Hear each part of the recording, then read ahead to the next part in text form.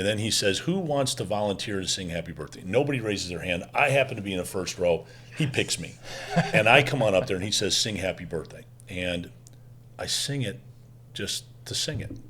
And he says, now the song is happy birthday to you. Then you go up, happy birthday to you. Then to crescendo, and then say happy birthday to Isaac, happy birthday.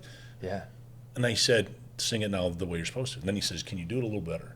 And he did it 3 times. And what I found is each time I did it, I could get more confident that I had more in me. I had a different level, and it was either a little bit louder with more confidence, or it was a little higher in my voice or my pitch, or it was even a little lower in my pitch. And it was interesting. I thought, I don't even know how the heck to sing, but I could sing. And what was interesting about that, to your point, is that when I started to sing, and all of a sudden I realized, he's got it.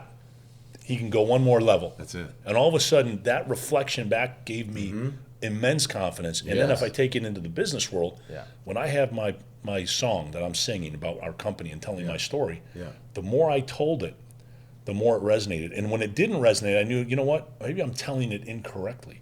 So I would then change the tune a little bit. And all of a sudden then, when people now know me, I've told my story enough times, excuse me, that they could tell my story. They can sing my song. Oh, yeah. Because I've told it so many times now. And it's interesting, to your point, most people don't know how to bring it out.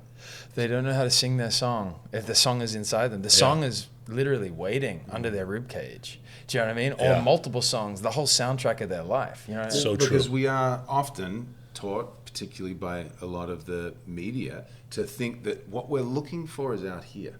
Yeah. You know, that, you know, everything's out there. But the world can come to us when we're centered and you know, listening. Without a doubt. You know? I love that. I feel like what we could do is just briefly take that happy birthday model, which we use in a different way, one step further. But the one thing I wanted to say about your experience with it was someone had requested you. And so a huge part about voice and how it shows up in all moments of business is we often forget the power of request.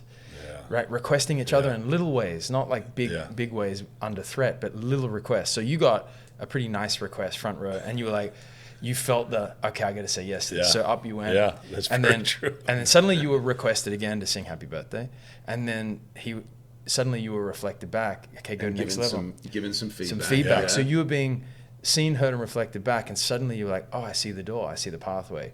And so it's amazing when we are requested to dare to suck, is what we call it. Our methodology is called daring to suck.